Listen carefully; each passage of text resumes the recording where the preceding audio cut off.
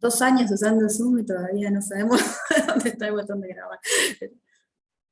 Ahí estamos. Y me acabo de darme cuenta y voy a tener que... Ustedes recién veían... ¿Qué estaban viendo en la pantalla? ¿El PowerPoint? No, sí, sí, sí. ¿Sí?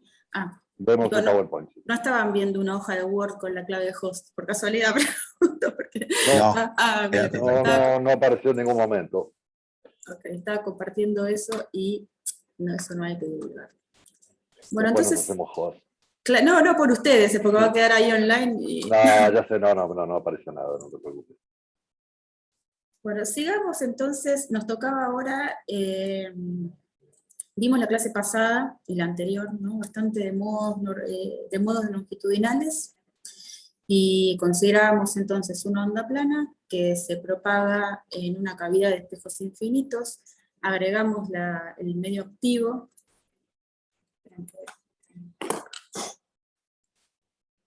agregamos el medio activo y... Esperen que me parece que tengo que conectar el lápiz todavía. No.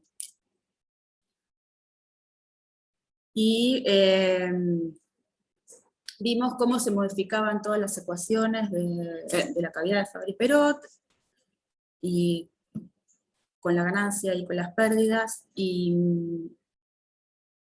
vimos cómo se modificaba la frecuencia de los modos, cómo se modificaba el tiempo de vida del fotón en la cavidad, la fineza, etc. Ahora lo que vamos a pensar es que, bueno, que en realidad estas cavidades no pueden tener tamaño infinito, ni tampoco puede ser una onda plana, porque la onda plana de extensión infinita no existe, los espejos de extensión infinita tampoco existen, los medios activos de extensión infinita tampoco. Entonces cualquier cosa que yo tenga limitante, por ejemplo, borde de espejo, borde de medio activo, borde del mismo haz, o sea, yo ahora ya no voy a tener una onda plana infinita incidiendo sobre la cavidad. En el caso que haga un bombeo a través del espejo, el láser va a ser, voy a estar incidiendo con un láser así, supónganse, y este láser está confinado en la dirección transversal, y eso mismo también tiene efectos de difracción, ¿está bien? Entonces cualquier limitante que yo ponga, los espejos, un diafragma, el mismo tamaño del láser, medio activo, va a introducir pérdidas por difracción. Es lógico pensar en eso. Uy, esperen que se me apagó la pantalla a mí.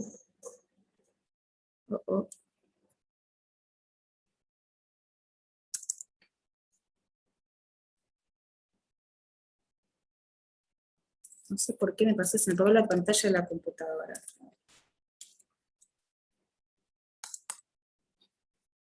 Ahí está. No sé qué pretendo. Bueno. Es lógico pensar en eso. Voy a volver a maximizar. Supónganse que yo tengo un haz que ingresa en la cavidad y tengo un haz, este es el eje óptico, y hay un haz que se propaga con un determinado ángulo, diferente de 0, entonces cuando llega a este espejo se va a reflejar, cuando llega a este espejo se va a reflejar, y en ese momento se va a escapar de la cavidad. ¿Está bien? Entonces un haz que ingresa con divergencia,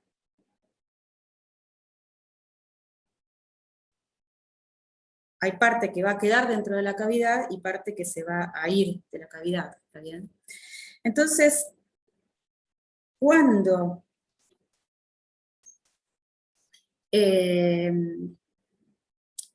entonces surge, bueno, esperen que no sé si me dejé algo acá. Vamos a suponer entonces que tenemos espejos de sección circular, porque eso simplemente, bueno, va a simplificar mucho las cuentas. Y vamos a suponer por ahora que el haz se genera dentro de la cavidad, ¿está bien? Entonces, si yo tengo una fuente dentro de la cavidad, lo que veo es que al reflejarse, bueno, por ejemplo, tengo una fuente que genera ondas esféricas, al reflejarse en el espejo, las ondas esféricas siguen expandiéndose, eso es equivalente a tener una fuente puntual en el eje óptico de una apertura, Solamente lo que va a hacer de diferente en un caso y en el otro es que es la dirección en la que se propagan, pero las ondas se van a seguir expandiendo, ¿verdad? Entonces, para hacer estas cuentas que vamos a hacer hoy para calcular los modos transversales, en lugar de considerar espejos, vamos a considerar aperturas. Entonces, si yo tengo una cavidad formada por espejos, el equivalente en aperturas sería tener infinitas aperturas, como se muestra en este dibujo, separadas en la misma distancia que están separadas los espejos. Entonces, lo primero que tenemos que calcular es, si tengo una fuente puntual, cómo es la onda que se transmite por una apertura. ¿Sí? Eso es lo que vamos a hacer hoy primero. Y para eso vamos a usar la integral de Fresnel-Kirchhoff, y en esta integral el problema que resuelve esta integral es el de tener una fuente puntual que se propaga hacia una apertura, y cada punto de la apertura ahora va a emitir un frente de ondas esférico, entonces es como una superposición en la aproximación de Huygens, ¿está bien? Entonces, luego el campo resultante en el punto P va a ser la sumatoria de todos los campos que provienen de todas las ondas esféricas de esta superficie, ¿está bien? Esa integral resuelve ese problema, y vamos a definir entonces, la fuente, en principio, la fuente y el punto donde yo estoy calculando, o sea, la fuente está en el punto S, y el punto donde yo estoy calculando el campo, que está en el punto P, no tienen por qué, en principio, estar alineados con el eje óptico del sistema. Entonces tenemos un ángulo de incidencia para un haz cualquiera dentro de ese frente de ondas, tenemos un ángulo de incidencia que está dado por θ'P, que es el ángulo entre la dirección de propagación y la normal, también este es θ'P, que es igual al otro que dibujé, y el ángulo entre el vector R, que se propaga desde el punto de la pantalla, desde el punto de la ranura hasta el punto P, es θ. Ahora, si yo estoy mirando una cavidad, ¿está bien? Como la que estaba dibujada antes, o esta que copié de vuelta ahora, la fuente va a estar alineada, la vamos a considerar que está en el medio de la distancia transversal. Digo, si esta es la distancia transversal al eje óptico, la fuente está puesta en el medio, y por lo tanto, se simplifica mucho esta expresión que está escrita acá, o sea, ¿de qué manera? Acá. Esta es la nueva situación, entonces ahora tengo la fuente alineada con el punto de observación, entonces esta integral se va a simplificar mucho. ¿De qué manera? Bueno, digo, el área donde voy a integrar no va a ser una superficie plana que está sobre la rendija, sino va a ser un casquete esférico, que es este que está dibujado acá. O sea, si esta es la fuente puntual y estos son y este es el frente de ondas, vamos a integrar sobre un casquete esférico del mismo radio que el frente de ondas. Si en ese caso, la normal a la apertura, la normal a la apertura es paralela al vector R de donde se propaga la onda, ¿está bien? O sea, el vector R desde la fuente hasta el punto donde está incidiendo en la ranura, es paralelo, o antiparalelo, mejor dicho, a la normal. Entonces eso es este ángulo. El coseno entonces es -1, ¿está bien? Y además, entonces, si esta es la intensidad de la fuente, porque es una onda esférica, ¿sí? O sea, la onda esférica tiene intensidad, perdón, el campo de la fuente, no la intensidad, es U0 por E a la I KR' sobre R', ese es el frente de ondas esférico. Si esa es la intensidad de la fuente, sobre el casquete, sobre el pedacito de casquete donde voy a integrar, puedo decir que es una constante, UA, ¿está bien?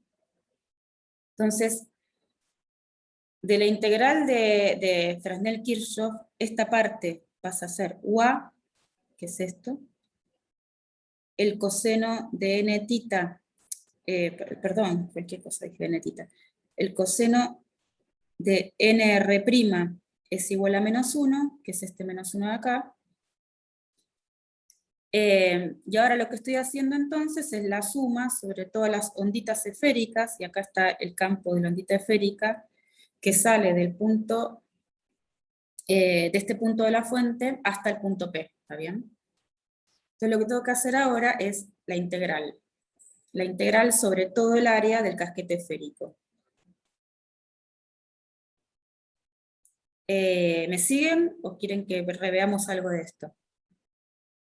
Sí, sí. No, todo bien. ¿Sí? Bien, Perdón, ahí en la onda esférica que sale. sí. Y el origen de la onda esférica viene dado por R. Sí, lo tenemos puesto en un punto, ahora que está sobre el eje, sobre este eje, no sobre el eje horizontal, pero no nos está importando mucho en qué dirección. No, pero digo, Sí, cuando vos variás el punto, la variable que cambia, bueno, es coseno entre n y r, bueno, por un lado y r, ok. bueno, ahora miren una cosa, que nosotros acá ya estamos diciendo algo, esto en realidad se los digo ahora para que se lo acuerden después, ya vamos a estar diciendo algo sobre el tipo de haces que se van a propagar, porque al decir que esta superficie es esférico, ya le estoy dando cierta simetría al problema. ¿Está bien? Y ahora vamos a ver eso. Entonces, así como antes decíamos que la fase debía ser pi al recorrer toda la cavidad, o lo que es lo mismo decir que entre un número semientero de longitud de onda para que el campo se anule, o lo que era lo mismo decir que después de un round trip, la onda tenía que ser igual en este punto que después de dar toda la vuelta y volver, ¿está bien? Ahora lo que vamos a pedir es que si yo estoy en un modo de la cavidad, ahora son modos transversales, la distribución de campo eléctrico en esta superficie, no estoy marcando nada, pues se me fue el lápiz, en esta superficie va a tener que ser igual a esta superficie, donde estas superficies pueden ser o el espejo o la ranura, o la apertura de igual diámetro que el espejo, ¿no? Según nuestra aproximación. Entonces, lo que estamos diciendo, bueno, que uso la integral, esta integral, esperen que se las voy a volver a mostrar de la página anterior, así lo tenemos fresco. La integral era el campo en un punto por la ondita esférica, por el coseno del ángulo entre R y la normal a la superficie, integrado diferencial. Entonces yo ahora vengo acá y lo que digo es que voy a usar esta integral para propagar el campo en cada punto de este espejo hasta cada punto del espejo de enfrente, ¿está bien? Entonces,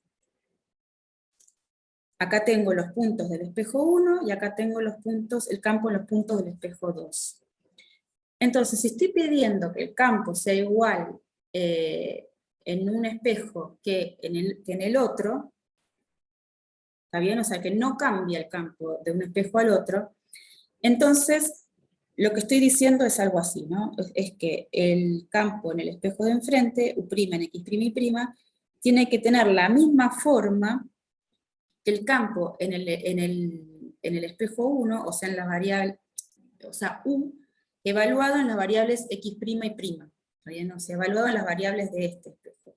Y además le pongo un factor que puede ser un factor de atenuación, que son las pérdidas por difracción, o podría ser un factor de ganancia eventualmente, ¿está bien? Pero por ahora, digamos que son las pérdidas por difracción. ¿Y eso qué tiene en cuenta? Bueno, que puedo estar perdiendo luz, y por lo tanto, si bien la forma del campo es la misma, la intensidad va a ser menor. ¿Está bien? ¿Me siguen? Sí, sí. ¿Sí? Bien, entonces, si yo vengo con esta condición, ahora, y la reemplazo en esta ecuación, lo que me queda es la ecuación que está acá arriba, ¿no?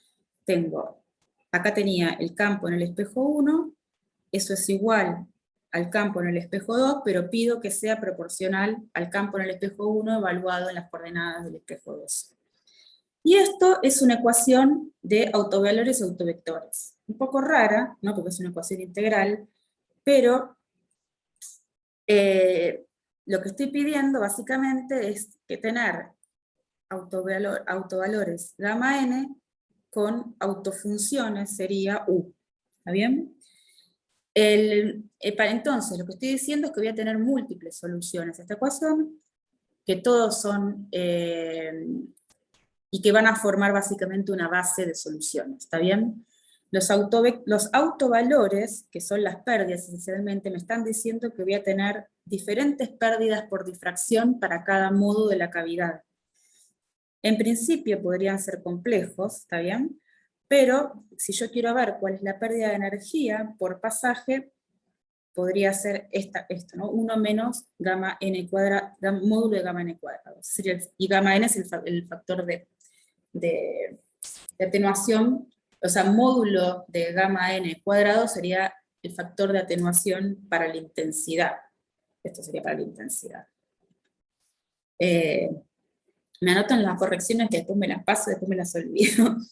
Bien, entonces, para resolver esta ecuación, tenemos que hacer algunas aproximaciones, ¿no? No vamos a resolver el campo exacto, sino que vamos a hacer algunas aproximaciones. Y para eso vamos a tener en cuenta este factor que está acá. Este factor de acá, que se llama el kernel de la ecuación, bueno, que depende de R y de θ, pero en realidad sabemos que R y θ están relacionados por relaciones trigonométricas de la siguiente manera. Voy a volver al gráfico de atrás. Fíjense que si este es un punto x' y' d, y este es un punto x, y 0, entonces por la distancia r cuadrado, esta, es igual a x menos x', es esto. Bueno, análogamente y menos y', pero eso es un dibujo 2D y no lo vemos. Y acá tenemos d. Entonces la distancia r va a ser d cuadrado más x' menos x cuadrado más y menos y' cuadrado. Y el coseno va a ser el adyacente, o sea, d sobre r. ¿Está bien? Entonces tenemos las relaciones trigonométricas que nos relacionan r y θ con x, y', y d. Y lo que vamos a hacer entonces es hacer algunas aproximaciones para poder resolver esta integral. A ver, ¿a alguien se le ocurre qué tipo de aproximaciones podemos llegar a hacer? Y hay que ver primero si D es mucho más grande que el radio de los espejos. Esa sería una primera aproximación geométrica. Esa podría ser una. ¿Alguna otra? Θ muy chiquito. Θ muy chiquito, eso es equivalente a pedir qué cosa, Sí. θ muy chiquito. Que el radio de los espejos sea mucho más grande que la distancia entre espejos. Y mirando... Que el radio sea aproximadamente D. Que el radio sea aproximadamente D, o que D sea menor que R en realidad, ¿no? O podríamos pedir acá que D cuadrado sea mucho menor que estas distancias también. ¿Que D cuadrado sea menor que eso? Mayor, perdón, acá al revés. Porque Mayor, si no tendrías espejos enormes. No, claro, D cuadrado, que es la distancia entre los espejos, mucho mayor. ¿Y el coseno a 1 o ya es muy bruto? No, eso todavía. Veamos ahora, hacemos la aproximación ahora. Empecemos por estas, que en realidad tienen nombre y ya las conocen. ¿Qué dijimos recién? Perdón, volvamos un poquito atrás. ¿Qué aproximación dijeron? Aproximábamos que la distancia entre espejos era mucho mayor que el radio o el diámetro de los espejos. Bueno, básicamente sí. Está bien, sí, estamos hablando bien. Estas aproximaciones ya las conocen, ¿no? Son las aproximaciones de Fresnel, acá tendría que haber puesto ahí arriba, no Fourier, Fresnel y Fraunhofer, ¿está bien? O sea, el título, corríjalo, Fresnel y Fraunhofer. Entonces, la primera es que las distancias transversales sean mucho más chicas que la separación, ¿está bien? Que si bien es la separación entre los espejos, es en realidad la distancia que estamos propagando el láser, ¿verdad? Entonces, para hacer esas aproximaciones, podemos directamente decir que D es aproximadamente R, como decíamos recién, y eso lo vamos a hacer únicamente en los denominadores, acá y acá. Pero en la exponencial, como K es 2pi sobre lambda, y varía rápidamente, ¿está bien? O sea, las exponenciales estas varían rápidamente, entonces cualquier pequeño error que cometamos en la aproximación de R, nos va a producir un gran error en la función, que sería en realidad coseno de KR más I seno de KR. Entonces, vamos a hacer esa aproximación burda de R aproximadamente D en los denominadores, pero vamos a hacer una aproximación, un desarrollo de Taylor en la exponencial. ¿Sí? Entonces, en la exponencial tenemos D cuadrado más X' menos X cuadrado más Y' menos Y cuadrado, saco factor común D cuadrado, y si lo saco entonces con el 1 medio me queda D afuera, y me queda entonces 1 más X' menos X cuadrado más sobre D cuadrado, y lo mismo para Y, o sea, todo se repite para Y.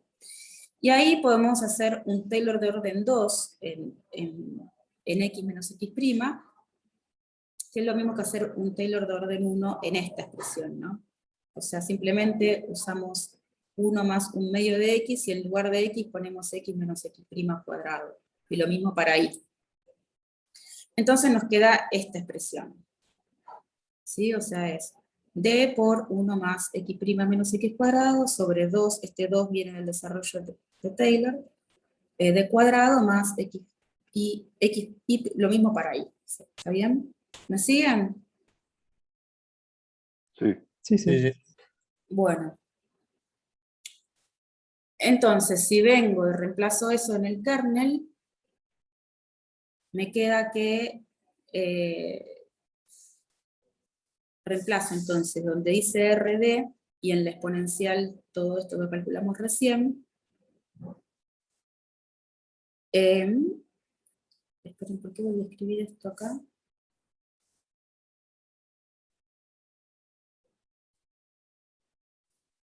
Entonces, esto no sé por qué. Bueno, entonces, no, para recordar nomás. Entonces, esto era el kernel.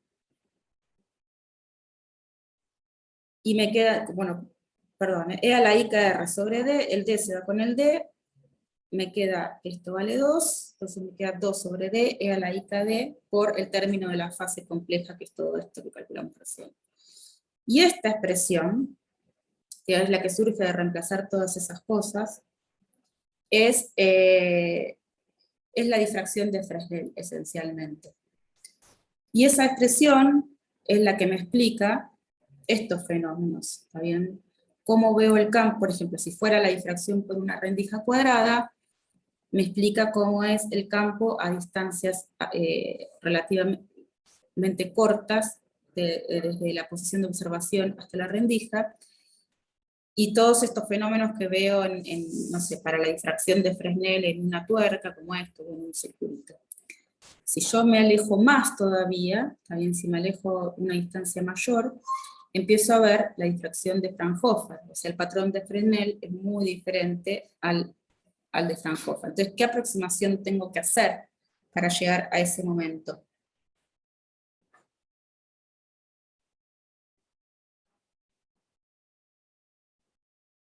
O sea, ahora... Sí.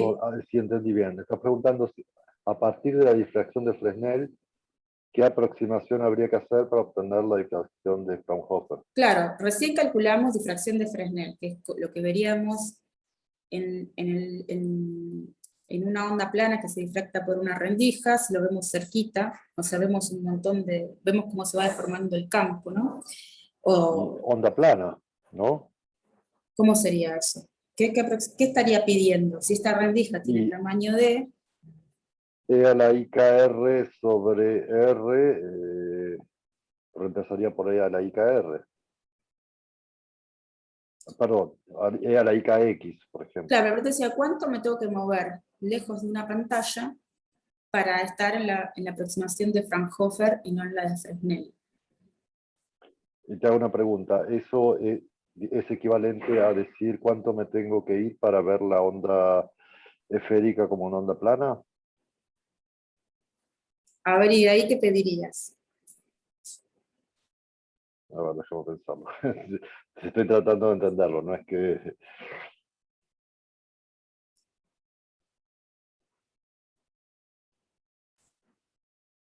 O sea, no se está pidiendo que estemos muy lejos, o sea, la lejos, aproximación de campo lejano. claro, y eso que es lejos, si esto es R, lejos, ¿qué sería lejos?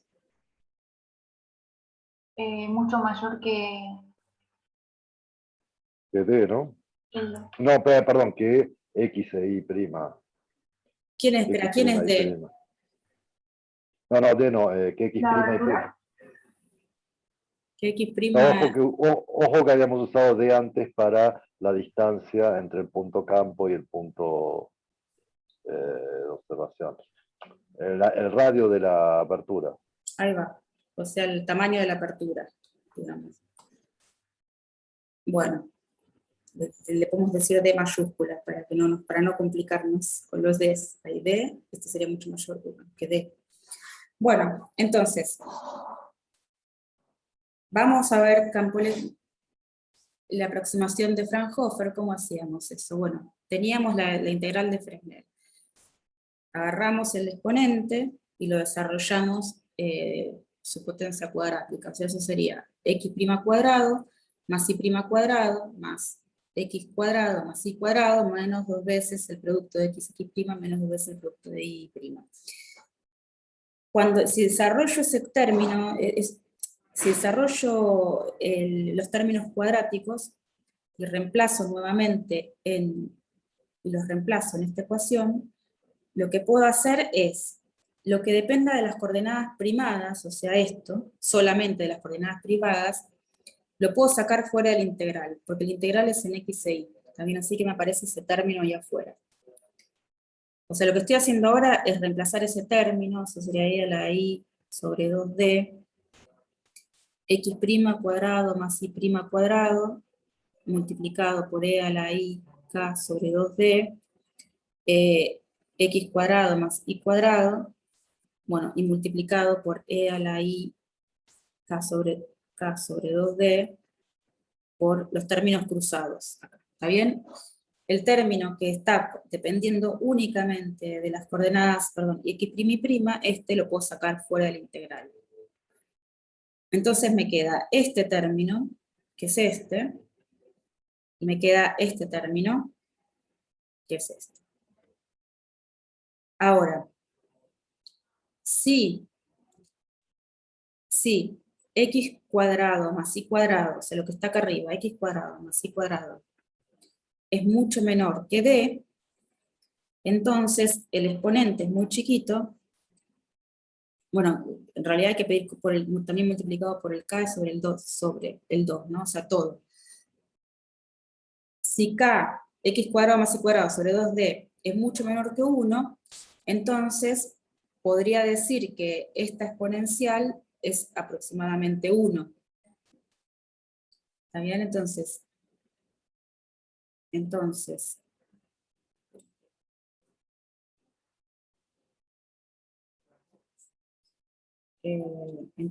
sí, kx cuadrado más y cuadrado sobre 2 es mucho, al revés, mucho menor que d.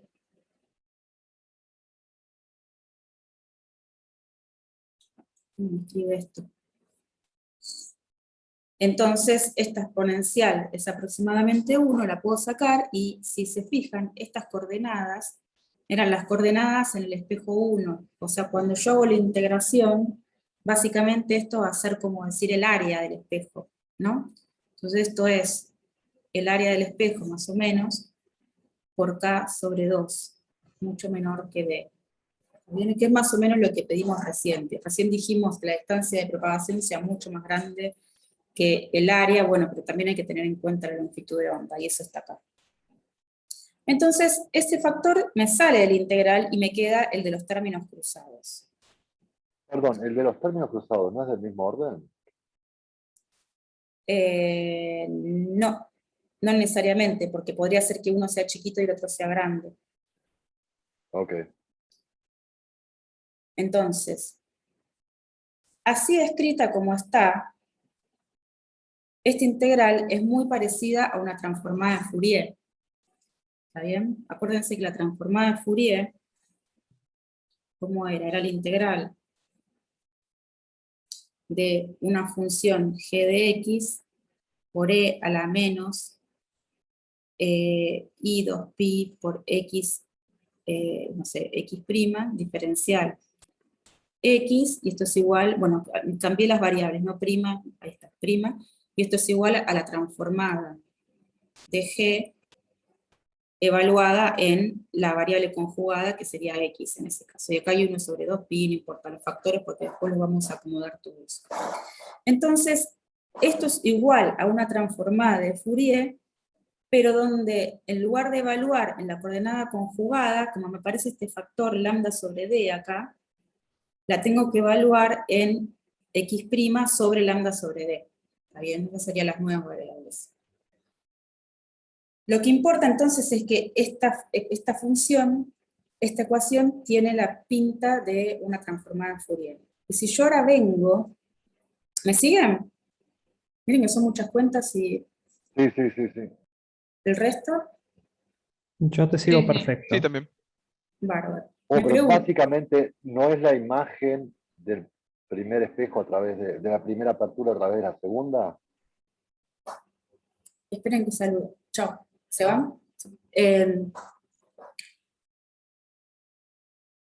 la imagen, Sí. Porque en realidad estás pasando al campo del espejo, pues suponte del primero lo estás haciendo pasar por el segundo y después estás viendo qué resulta. Entonces sería bueno, la imagen podría del ser un plano que no sea el plano imagen, ¿no? Acá no tengo ninguna lente puesta ni nada. O sea, no, bueno, el campo es el es campo lo que... propagado, si querés, ¿no? Es el campo Sí. propagado de una distancia... Pero yo no me acuerdo bien, pero cuando sí. hacías la imagen a través de una apertura, ¿no se hacía también la transformada de Fourier? Hacías la transformada de Fourier cuando querías ver la difracción de la ranura. Exacto. Y básicamente es lo que estamos viendo.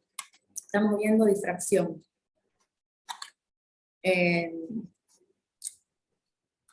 Entonces tengo que esto que tengo acá, habíamos dicho que era igual a gamma por u en x' y prima. ¿Está bien? Entonces vamos a ver cómo queda la ecuación reemplazando u' por gamma por u, queda así.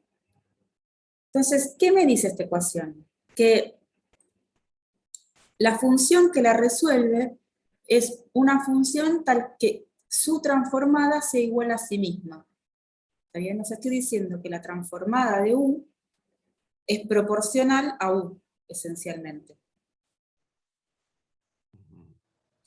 Las funciones que cumplen esa condición son las funciones tipo gaussianas. La gaussiana más sencilla que existe es esta que está acá, pero no es la única. ¿Está bien? Entonces vamos a empezar con lo más sencillo. Esta es la función gaussiana. Entonces una función gaussiana es la menos x cuadrado más y cuadrado sobre omega cuadrado, o sabiendo que x cuadrado más y cuadrado lo puedo escribir en polares, también la puedo escribir como e a la menos rho cuadrado sobre omega cuadrado. Si la grafico en 2 dimensiones, la veo así, ¿no? O sea, es una gaussiana bidimensional. No depende de z todavía. Ahora estamos calculando el campo en los espejos nomás. Vamos a ver cómo cambiar, cómo hacemos el cambio para calcularlo en todos los puntos de la dirección de propagación.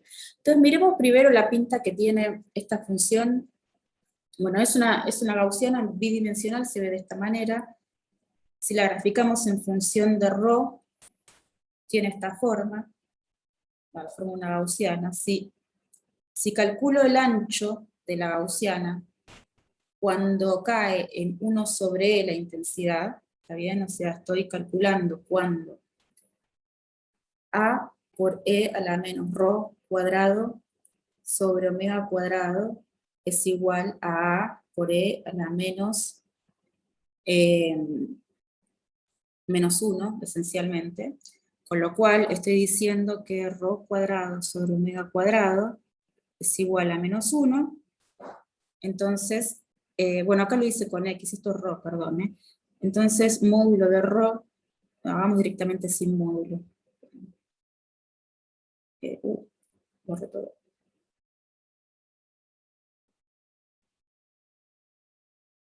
A veces borra y a veces no borra esto. Entonces, ρ va a ser igual, más menos ρ, digamos, es más menos omega. Entonces el ancho, si yo hago el ancho total, esto sería los más menos omega, serían este punto y este punto, pero el ancho total va a ser 2 veces omega, ¿sí?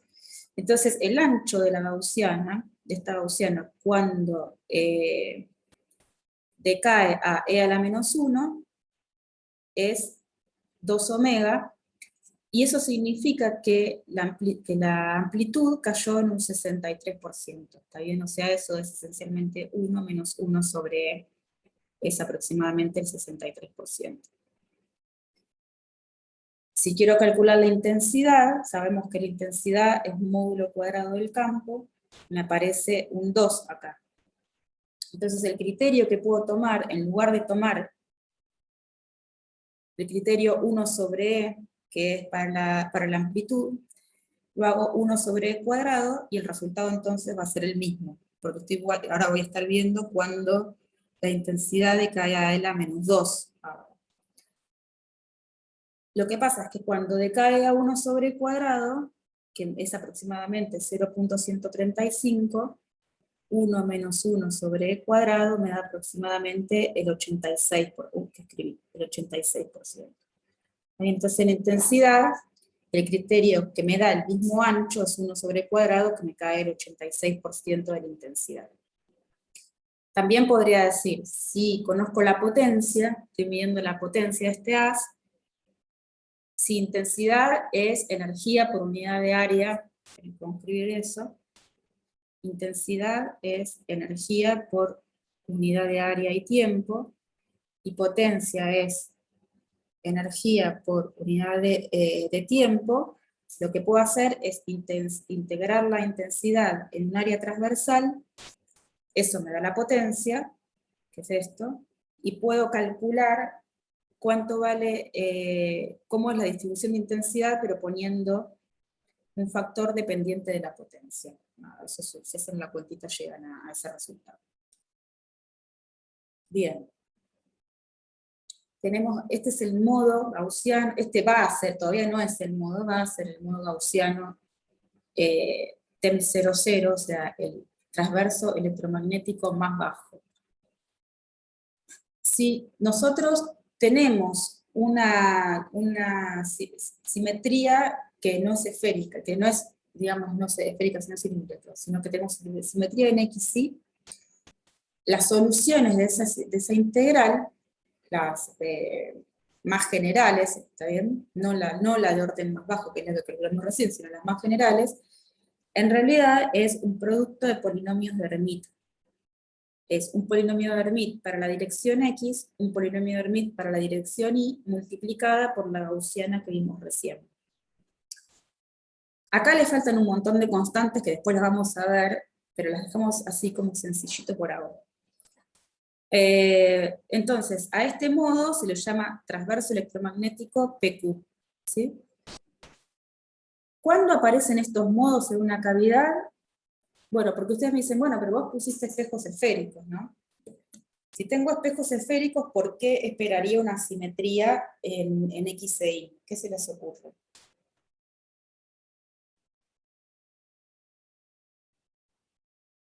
¿qué cosas se les ocurre que podrían introducir una simetría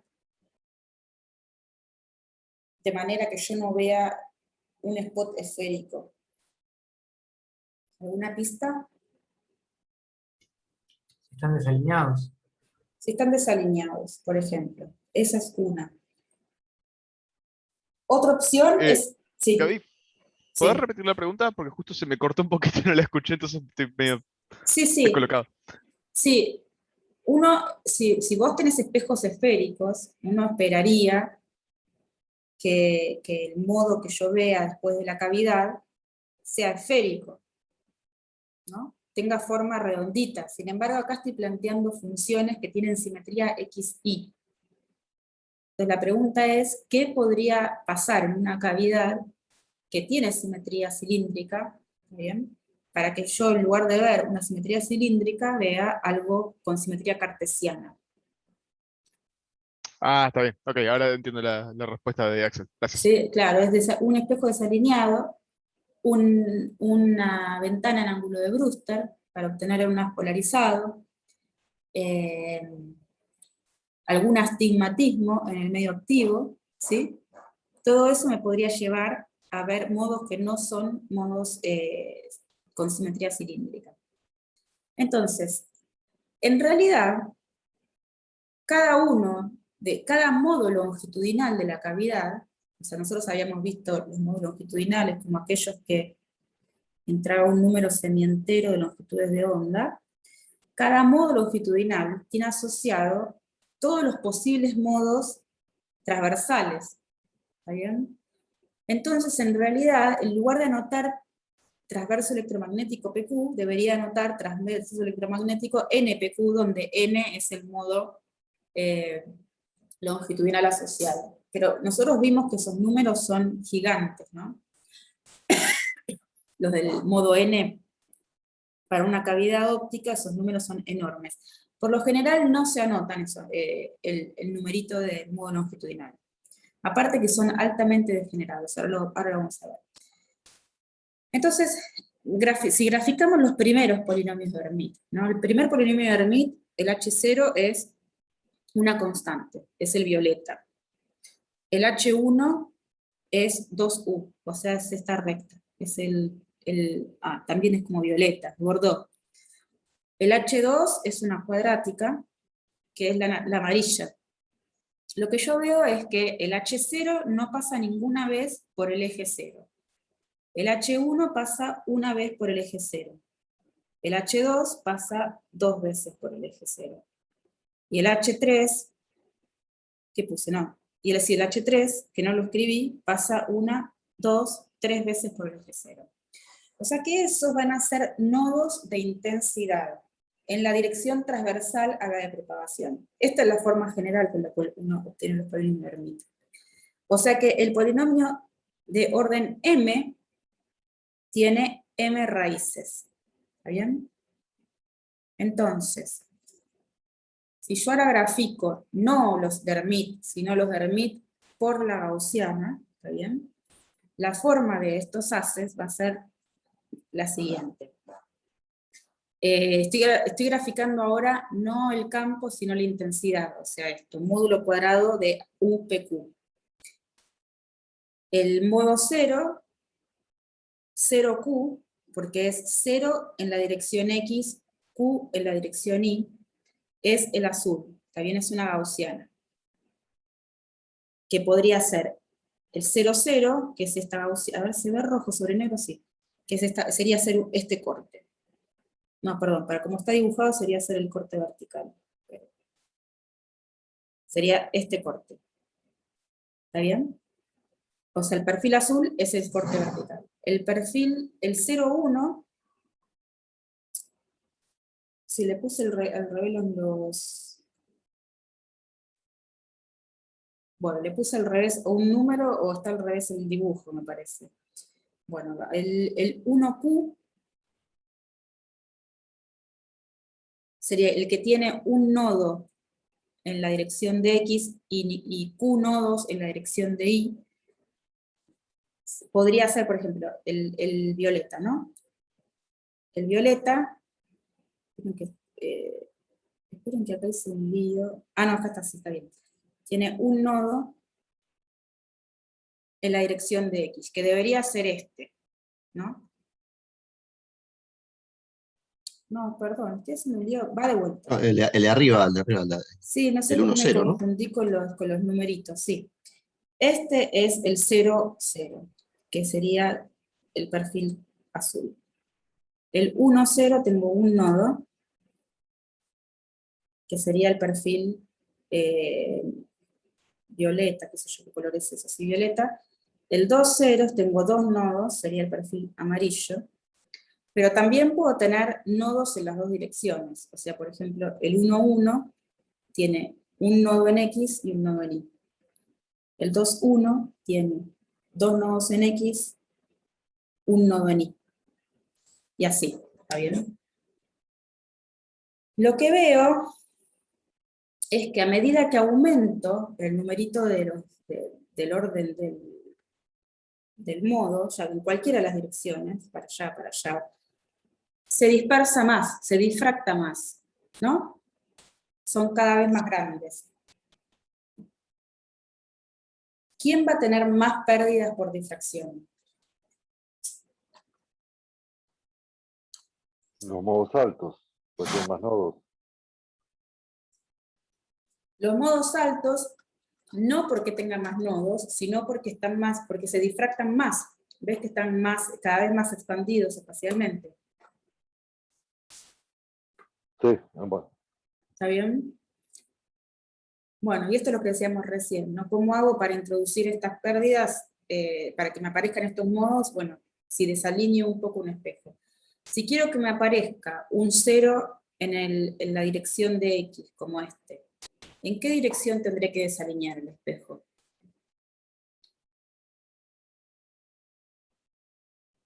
Tengo una cavidad, supónganse. Esta es la dirección X, y la vertical es la dirección Y. En la horizontal. El horizontal. Si quiero ver un nodo en la dirección Y, voy a tener que desalinear la dirección vertical. Esto estaría buenísimo que lo podamos hacer en el lago, se ve re bien, pero bueno, vamos a tratar de hacer una visita o algo.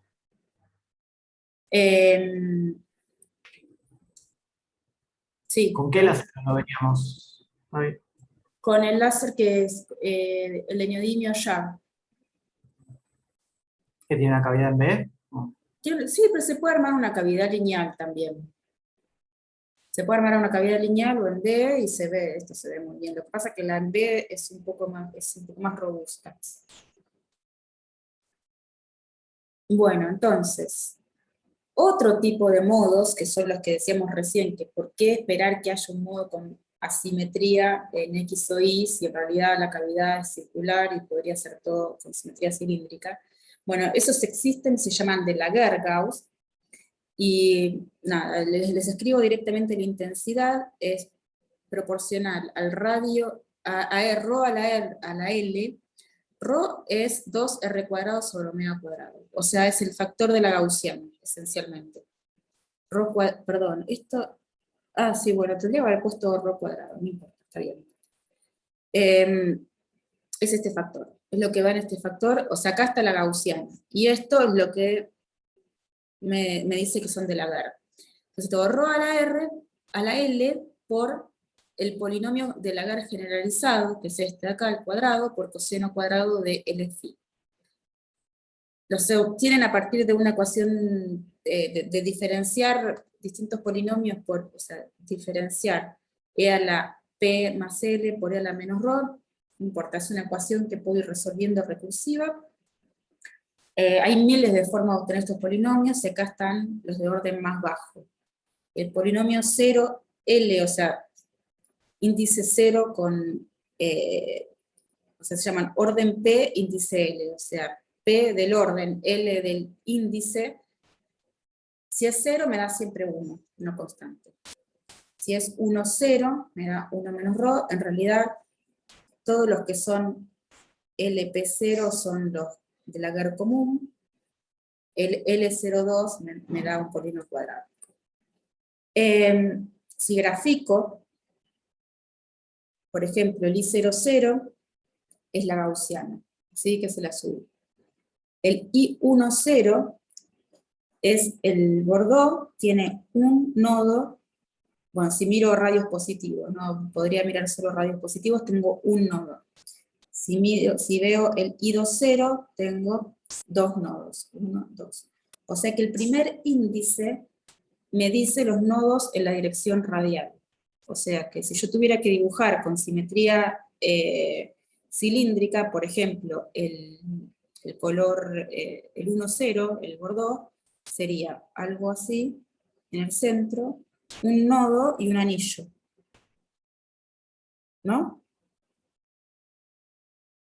Si grafico el color amarillo, sería en el centro lleno, y después tengo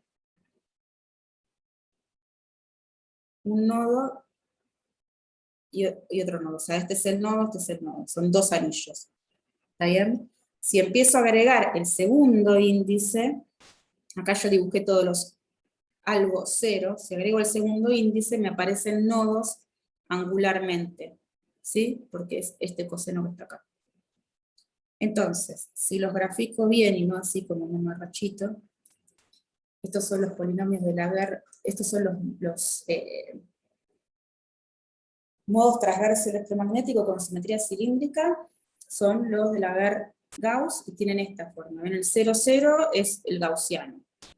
El 1,0 tengo un nodo radial. El 2,0, dos nodos radiales. Después tengo otros. Tengo el 0,1, este ahora lo vemos, el 0,1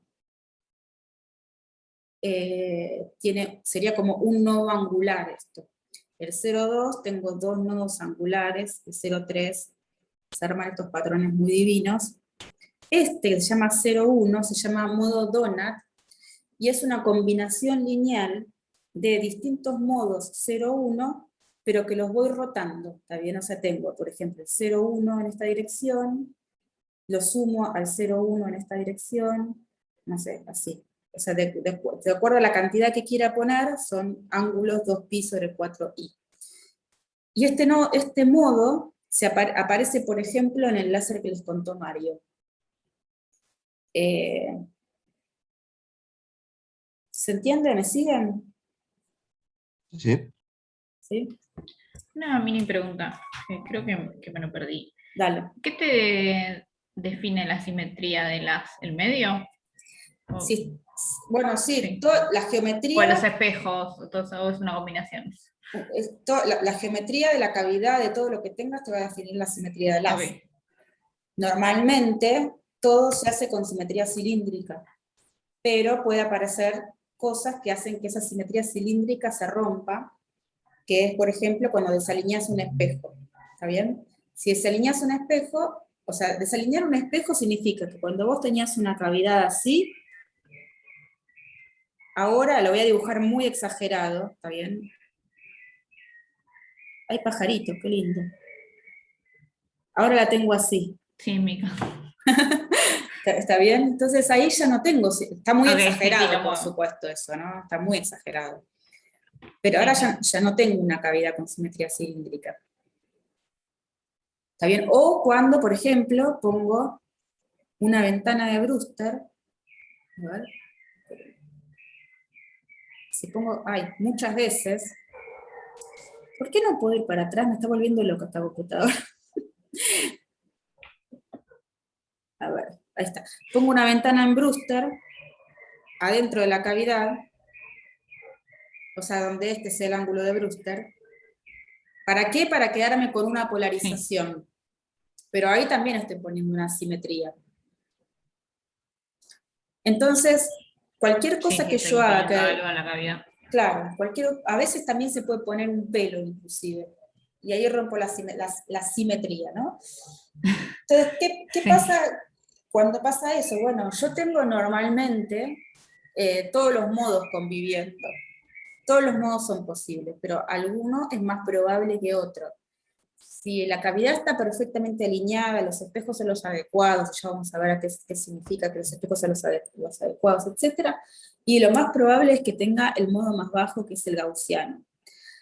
Ahora, lo que pasa es que, bueno, de vuelta acá se ve que qué pasa con la difracción, ¿no? A numerito más alto tengo mayor difracción, o sea, la pérdida por difracción es más grande.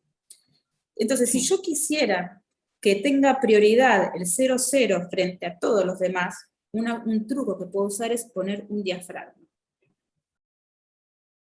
Si pongo un diafragma, como todos los demás modos son más grandes que ese diafragma, ninguno de los otros va a lasear.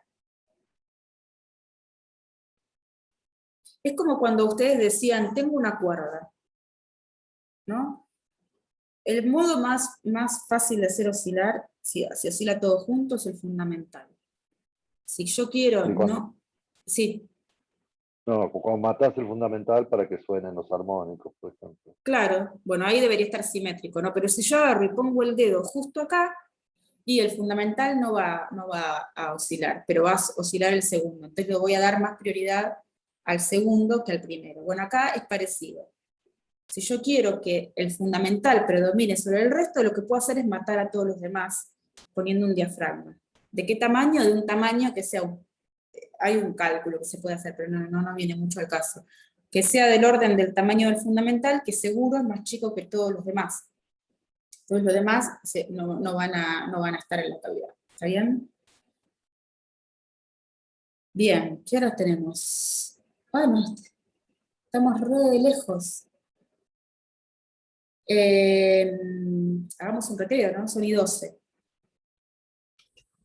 Vale. Nos vemos Dale. en 10 minutos y 22. Dale, Joya. Perdón, Gaby, si te dejaron sola, justo se me cortó internet. Ah, no. No me pareció que me dejaste hablando. O sea, Te hice una pregunta y se me tildó todo. ¿pero llegaste a Después escuchar la cerró un respuesta poco. o no? Ah, ¿llegaste a escuchar la respuesta o no? Sí, ahí entrecortado. Sí, me quedó en justo ibas a decir, si yo quiero priorizar el modo gaussiano, puedo poner, y se me cortó ahí, con todo el suspenso, pero no importa, después me lo contás. Si pones un diafragma más o menos del tamaño de la gaussiana, como todos los demás modos son más grandes que este diafragma, te va a lasear, todos los demás no van a estar directamente. Ah, ¿Está bien? Porque es lo mismo que les decía, no sé si ya claro. está el ejemplo de la cuerda, ¿no? Si yo tengo una cuerda y estos son los dos primeros modos, lo más probable es que si excito todo me vea esto. Claro. Pero si ven y le pongo un dedo acá, no va a estar el primero, va a estar el segundo. Sí. ¿No? Entonces de acá algo parecido. Algo parecido. Bueno, esperen que pongo esto a...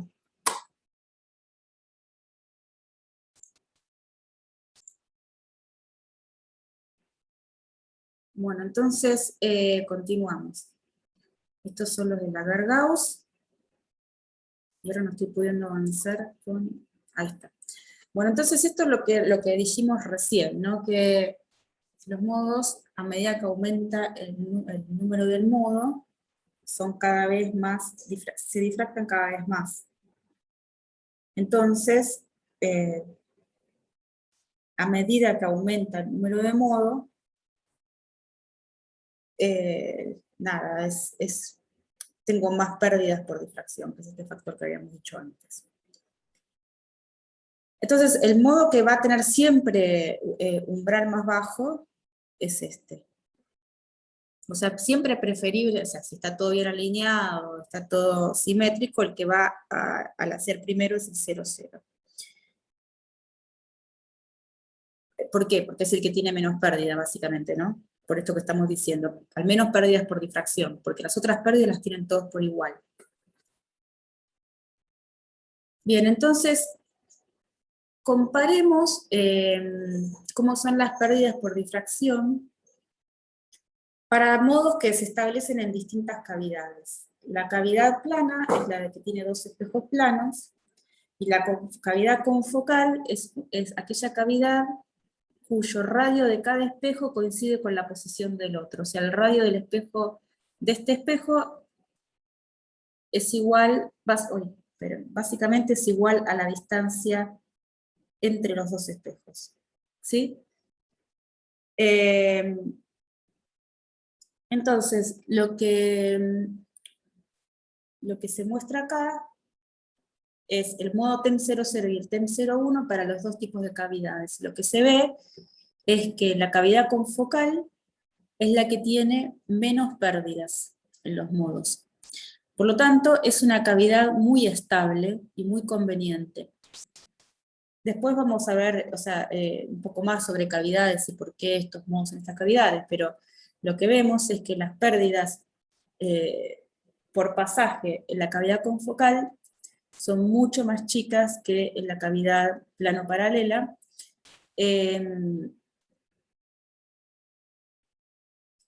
Básicamente lo que vamos a ver es que la cavidad que es confocal es más estable respecto a la cavidad que es plano-paralela. Ay, se me prendió algo, perdón.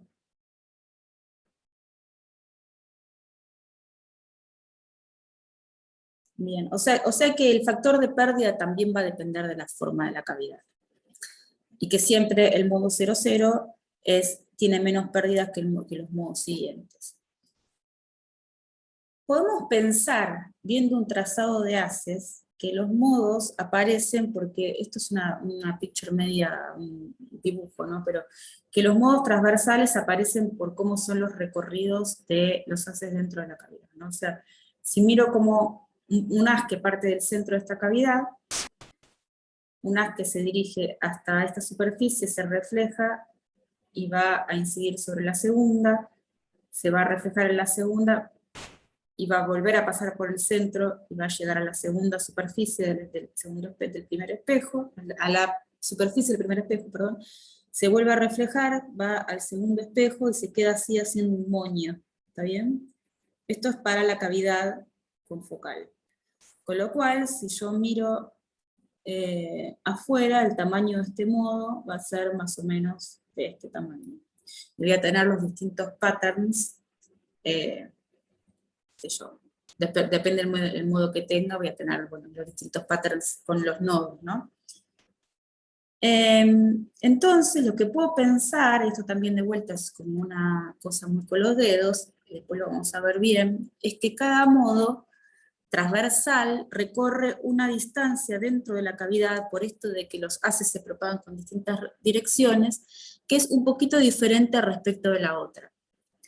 Si las distancias efectivas de longitud de cavidad son diferentes para cada modo transversal, entonces es de esperar que para cada modo longitudinal yo tenga un montón de modos, bueno, primero que de hecho lo tenemos, ¿no? O sea, tenemos que para cada modo longitudinal tenemos muchos modos transversales, eso es un hecho. Ahora, lo que también podemos pensar es que cada modo transversal tiene una frecuencia que es un poquito diferente. ¿Por qué? Porque cada modo transversal recorre una longitud efectiva dentro de la cavidad que es un poquito diferente. Vamos a después calcular los modos de las frecuencias porque se necesita como mucho más background de cuentas y otras cosas. Pero esencialmente lo que sucede es que los modos longitudinales, que ya los calculamos hace la clase pasada, cuya separación o free spectral range, rango espectral libre es C sobre 2D, están mucho más separados que las distancias entre los modos transversales, ¿está bien? Entonces, les voy a mostrar como ejemplo, este es un ejemplo de un experimento que es un Scanning Cavity Microscope, pero que es esencialmente una fibra óptica y una cavidad chiquitita. La cavidad es plano, cóncava, y lo que hacen básicamente es un scanning de la superficie, tiene muchísima resolución, en esta distancia tiene muchísima resolución, y al estar el haz muy enfocado también tiene resolución lateral, en donde, bueno, se ve cómo es la transmisión. Esto es una fibra óptica, así que puedo incidir y colectar por la misma fibra, o podría tener, yo supongo que este experimento es así, colecta por la misma fibra. Entonces lo que mira es la transmisión en función de la distancia, lo que ve, y para hallar el patrón de los modos, lo que hace es medir el scattering en una particulita que está sobre la superficie, y va midiendo una intensidad proporcional según la posición en esta dirección de la fibra óptica. ¿Me siguen? ¿Se entiende más o menos lo que hace? No lo repito. Si podés repetirlo eso último. Sí, o sea, tenemos dos parámetros que podemos cambiar, o sea, la cavidad es plano cóncavo, podemos cambiar esta distancia, con lo cual me aparecen los distintos modos, ¿ven? Cantan los modos. O podemos cambiar la posición horizontal manteniendo la distancia D fija. Entonces lo que hacen es, para poder medir cuál es la distribución de intensidad en cada modo, ven que acá tengo el TEM 00 y acá me empiezan a aparecer otros modos, ahora hablamos de por qué este se ve en esta dirección, ¿no? Pero lo que hacen es, bueno, tengo una partícula metálica, en las partículas metálicas hay una combinación de radio y longitud de onda que hace que el scattering se intensifique. Entonces lo que mide es cuando aumenta el scattering en la partícula y hace una cosa proporcional a la intensidad, y esto es lo que ve. Cualquier solución de la ecuación de ondas, ¿está bien?, para un haz en la cavidad, va a ser una combinación lineal de cualquiera de las bases que yo mostré recién. O sea, puede ser una combinación lineal de los modos de Laguerre, o puede ser una combinación lineal de los modos de Hermite-Gauss. Pero así como esas son dos bases independientes, también significa que cualquier modo de Laguerre o de Hermite lo voy a poder escribir como una combinación lineal de la otra base. ¿Está bien? Así como Sí, cuando sí. uso vectores, o sea, es lo mismo, ¿no? Pero la cuestión es que tengo dos bases para escribir cualquier solución de propagación de los haces en la cavidad. Bueno, entonces, espérenme un segundito que voy a abrir el otro PowerPoint.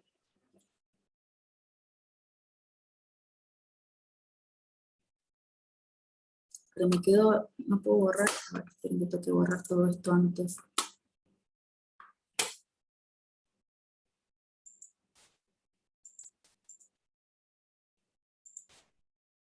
¿Dónde está el otro? ¿Será este? No, este es. Modos transversales.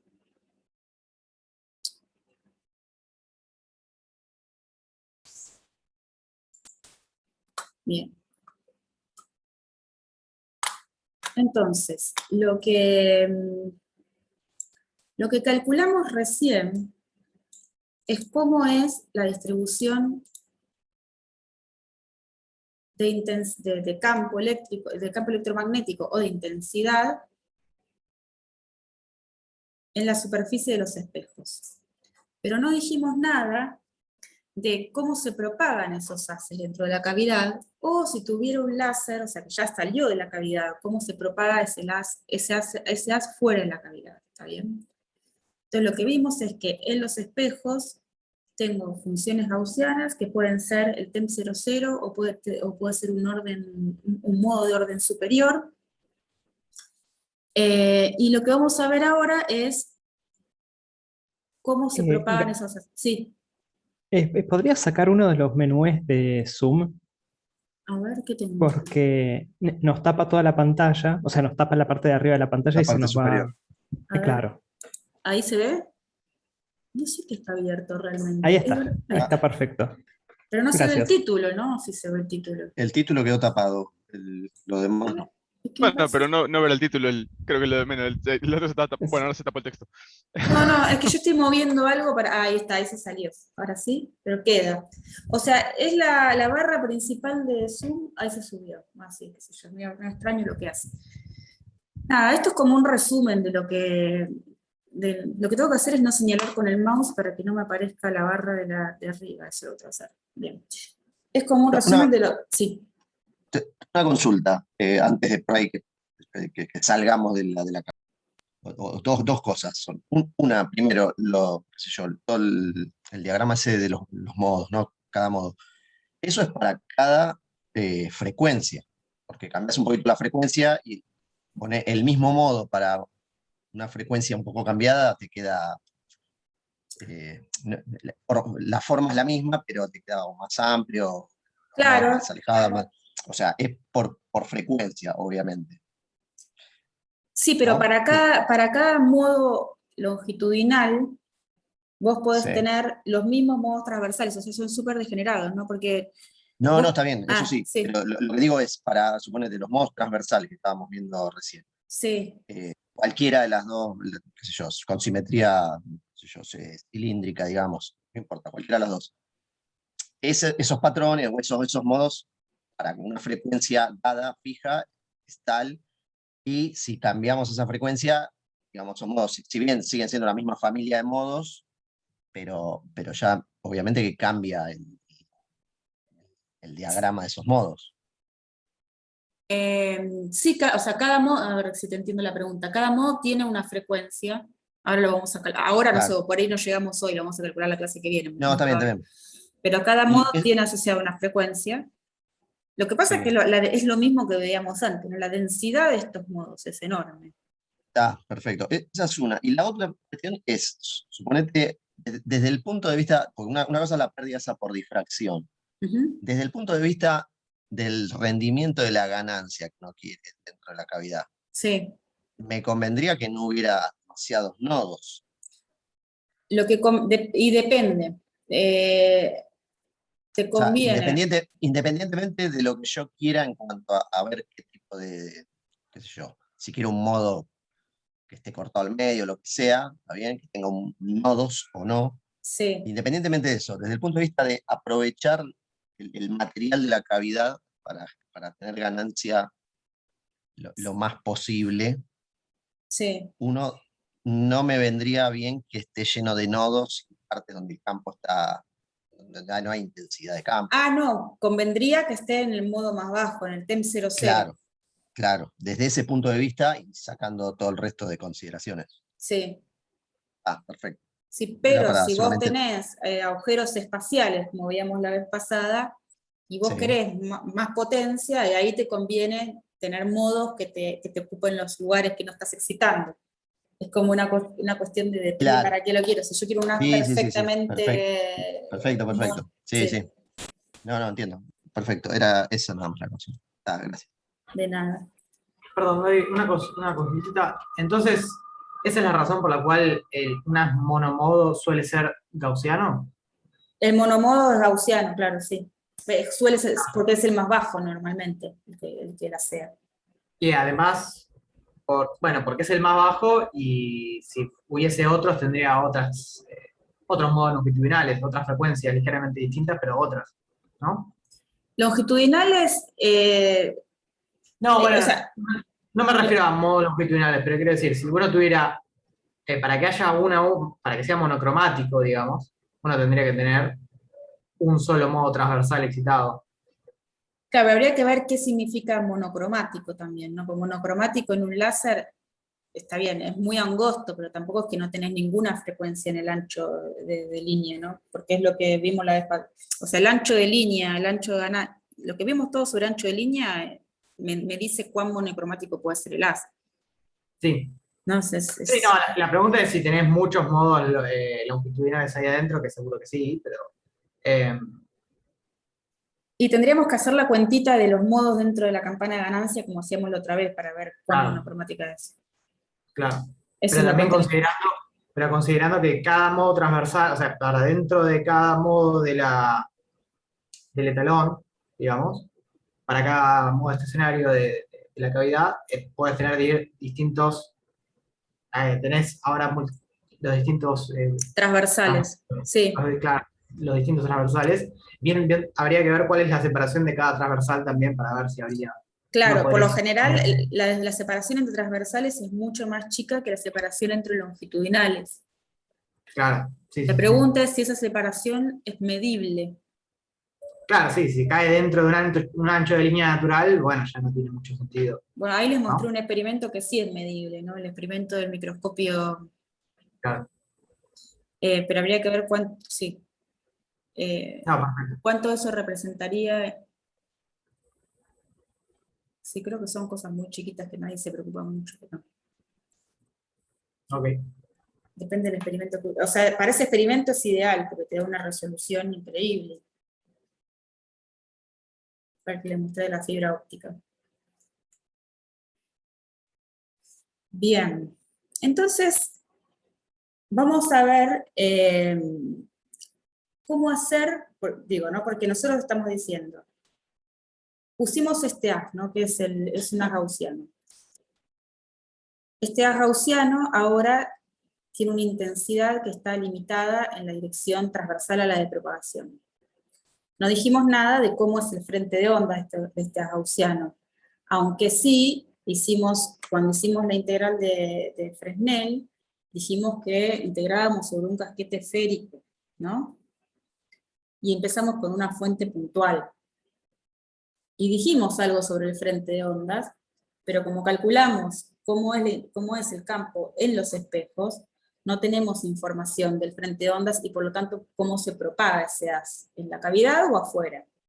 Entonces lo que vamos a hacer ahora es una forma de encontrar los haces gaussianos más generales posibles, o sea, el TEM00 más general posible y por lo tanto los superiores, que no es la única forma de encontrarlo, o sea, es la forma creo que la más fácil, pero también uno podría resolver las ecuaciones, y etc. Entonces, supongamos que tenemos una onda esférica, o sea que es E a la menos IKR sobre R. Esta onda esférica tiene intensidad en todos los casquetes esféricos, ¿no? Yo dibujo una porción nomás, pero es en todo el casquete esférico. Está puesta en una posición Z0, X0 y 0Z0. Y lo que vamos a hacer es, ya que hicimos la aproximación paraxial y de campo lejano y Fresnel-Fraunhofer en las integrales de Fresnel, vamos a hacer la misma aproximación en la onda esférica. ¿Está bien? Entonces, la misma aproximación que sería decir que en el denominador es aproximadamente la distancia de propagación, ¿no? O sea que es z menos z0. Y que el exponente lo aproximamos igual que antes. Bueno, ahora el exponente, no lo escribí eso, pero ahora el exponente es x menos x0 cuadrado, más y menos y0 cuadrado, más, bueno, lo pongo acá, más z menos z0 cuadrado, esto es r cuadrado. Entonces, si hago la misma aproximación que hice antes, me queda, primero saco factor común z menos z0, entonces me queda 1 más todos los términos cuadráticos en x y y sobre z menos z0 cuadrado, a la 1 medio, y después uso que 1 más x a la 1 medio es aproximadamente 1 más 1 medio de x, ¿está bien? Por un desarrollo de Taylor, y me queda la misma expresión que teníamos hace un rato. Entonces vengo a mi onda esférica y reemplazo. En lugar de poner E a la menos IKR, pongo este exponente desarrollado, entonces me queda por un lado, me queda E a la menos IKZ menos Z0, que es este término con el 1. Y por otro lado, me queda E a la menos IK, voy a escribir una coordenada sola, sí, pero es lo mismo con las dos, 1 medio de x menos x0 cuadrado sobre, se simplifica el z menos z0 con el cuadrado, z menos z0. ¿Está bien? Bueno, acá lo tengo escrito para las dos coordenadas. Entonces, voy a llamar a z menos z0 r de z. Y pongo, lo reemplazo acá, perdón, ahí no. Lo reemplazo ahí. no tengan que borrar todo, acá, y y este habíamos dicho que era z menos z0, lo pongo, y lo reemplazo acá. Esperen, que voy a cambiar de color, o sea, lo reemplazo acá, y acá. ¿Está bien? Entonces me queda esta expresión, que es e a la menos ik z menos z0, por e a la menos ik 1/2 términos cuadráticos sobre r de z, dividido r de z. Así escrito como está, si rz es positivo, la onda diverge, si rz es negativo, la onda converge. Ahora, esta onda, tal como dijimos al principio, es una onda que está extendida infinitamente, ¿no? Porque si yo calculo ahora módulo cuadrado del campo escrito como está acá, básicamente módulo de U de R es aproximadamente 1 sobre módulo de R. ¿Está bien? Si yo quiero, lo que me dice sí es que decae, a medida que me alejo de la fuente, si grafico la intensidad, decae como 1 sobre R. Pero en la dirección transversal a la de propagación está extendida en todas las direcciones. O sea, tengo campo en todas las direcciones. Y ahora nosotros sabemos que eso no puede ser un láser, ¿verdad? Así como no existe la onda plana ideal, tampoco existe la onda esférica ideal. ¿Por qué no puede ser un láser? Bueno, porque un láser lo vemos bien acotado en la dirección transversal a la de propagación, ¿no? Si esta es la dirección transversal a la de propagación, en todos los ejemplos está bien acotado espacialmente. Si tengo una divergencia, o sea, si yo mido el tamaño del haz acá, y lo mido acá, claramente en esta posición, en la posición 2, es más grande que en la posición 1. Acá tengo una lente enfocando, también quisiera poder calcular o simular esa situación, en la que si yo tengo un haz que viene colimado, con la lente lo enfoco en un punto focal por acá, ¿no? Este se ve con mucha menos divergencia que el otro. Entonces, un haz real no puede tener, si yo miro en un corte transversal, no puedo tener extensión infinita de intensidad. Entonces, para resolver ese problema, lo que se hace es, la primera expresión es la que teníamos antes, ¿no? Lo que se hace es introducir una fuente compleja, o una coordenada compleja. Entonces,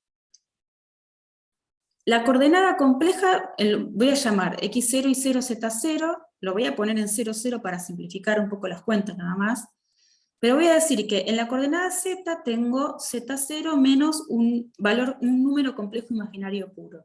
¿Está bien? O sea que puedo decir que q0, este q0 moño, es j por zr. Después vamos a ver por qué le pongo zr, tiene una razón, pero por ahora lo dejamos así. Entonces, en ese caso, si yo tengo el radio de curvatura de mi onda esférica, reemplazo z menos z0 más q0 sería en este caso, ¿está bien? Y si vengo a la onda esférica y reemplazo el radio de curvatura con esa modificación, me queda que e a la menos ik, z menos z0, esto es lo que me dice es cómo se propaga, y en el denominador me queda z menos z0 por ese valor cumonio, que es j por zr, y el exponente también pongo acá r de z, o sea me queda el término cuadrático de las coordenadas dividido z menos z0 más qr. Entonces voy a llamar radio de curvatura complejo, lo defino, como justamente esto. Y lo voy a poner otro nombre, le pongo Q de Z para que se sepa que es un radio de curvatura complejo. ¿Está bien? ¿Me siguen? Sí. ¿Sí? Entonces, encuentro que el campo ahora se escribe en una forma mucho más compacta de esta manera, donde tengo el factor de propagación, tengo la fase compleja que tenía antes, solamente que ahora tengo un radio de curvatura complejo, y tengo el radio de curvatura complejo dividiendo y se agrega este Q moño del Z0 solamente para normalizar, ¿está bien? O sea, Q moño en Z0 es J por ZR, básicamente. Si yo calculo ahora el módulo de esta expresión, módulo cuadrado, este término tiene módulo 1, este término tiene módulo 1, y si yo hago Q moño de Z0 sobre Q de Z, Q moño de Z en Z0, en Z igual a Z0, esto me da 1, obviamente. Entonces me queda normalizado el máximo de intensidad en 1. Solamente se pone para eso, pero tiene algunas ventajas, vamos a ver, hacerlo. Así arbitrariamente, como en realidad no es muy arbitrario, pero lo vamos a tomar por este camino,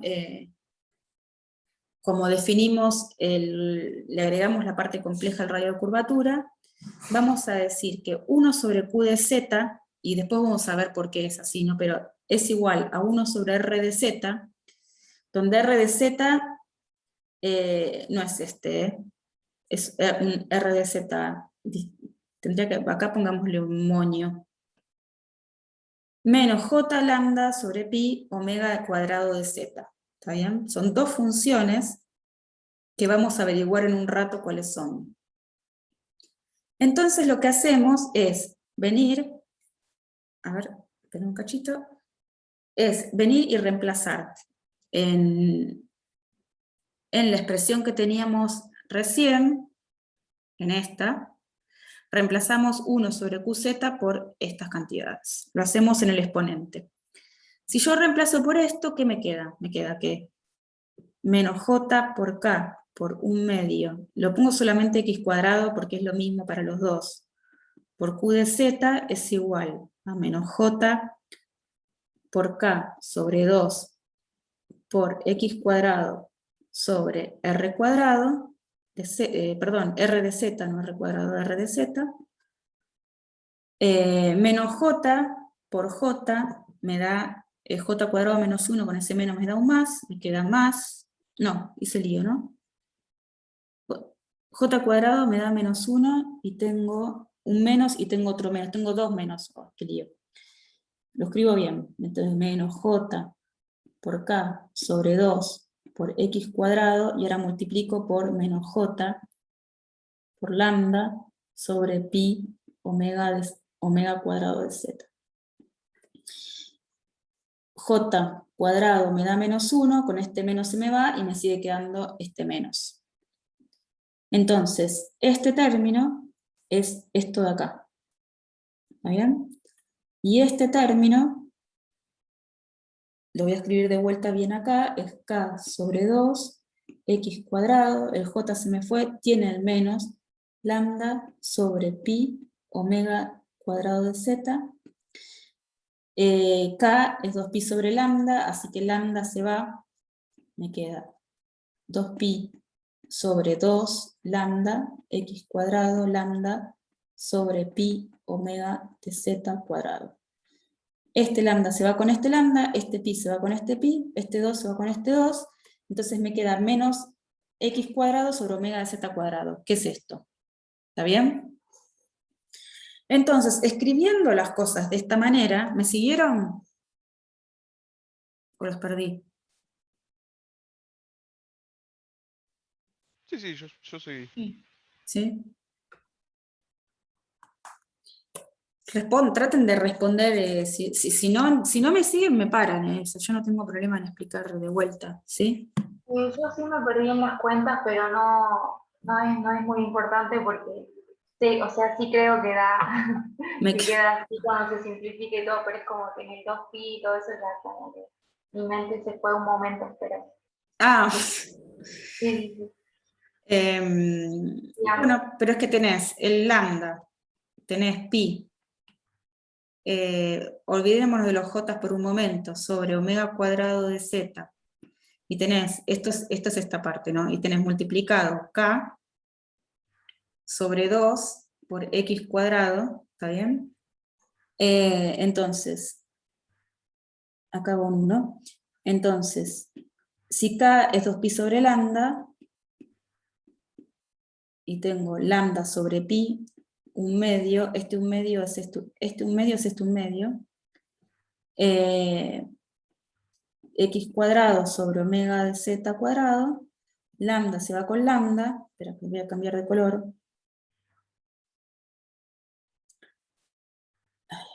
lambda se va con lambda, pi se va con pi, y este 2 se va con este 2. Entonces te queda x cuadrado sobre omega de z cuadrado. ¿Está bien? Entonces es esto. Entonces, lo que queda es este término, que es igual que lo que teníamos de la onda esférica, perdón, no, de unos gaussianos, perdón, esto es como unos gaussianos. Este término es como la fase de la onda esférica. Bueno, y este factor que es un factor y el factor de propagación, ¿sí? Entonces tengo una onda esférica con amplitud que es gaussiana, ¿sí? Ahora vamos a ver detalles de todo esto.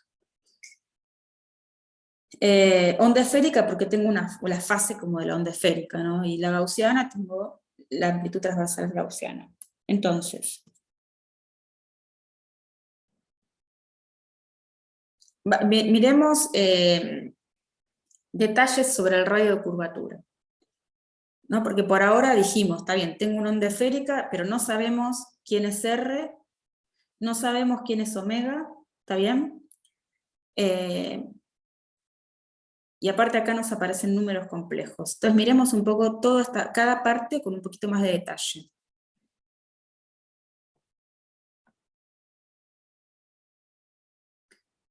Esto no lo voy a terminar de dar hoy, así que tal vez es conveniente cortar acá. Sí, cortemos, porque ya son y 57, y si nos metemos con todo el cuenterío que sigue, no lo vamos a terminar pronto. Entonces cortemos acá, revisen esto hasta acá para la clase que viene, y así empezamos de acá la clase que viene, ¿está bien? Dale. Dale. Perfecto. Lo que queda, Gaby, ¿qué sería de esta parte? De esta parte, bueno, falta cómo escribir los haces gaussianos bien, para que representen la propagación de los haces, ¿no? O sea, porque por ahora no vimos cómo se propagan estos haces, vimos que en los espejos tienen determinada distribución de intensidad. Entonces lo que queda es ver cómo se propagan los haces gaussianos, básicamente, de esta parte.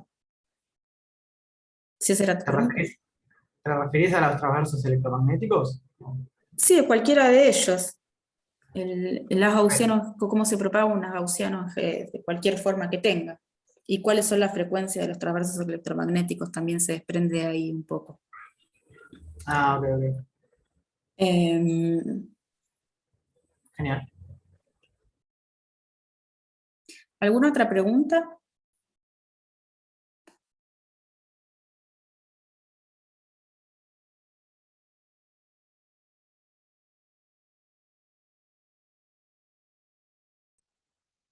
Para la propagación vamos a usar matrices de rayos o las integrales de Fresnel. Matrices de rayos. Ah. Sí, matrices de rayos.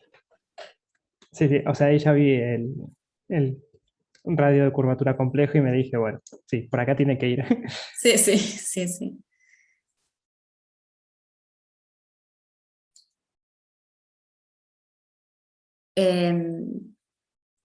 ¿Alguna otra pregunta que quieran aclarar de lo que vimos hoy?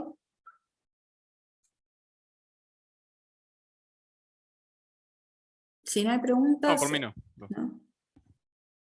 Bueno, entonces para la grabación.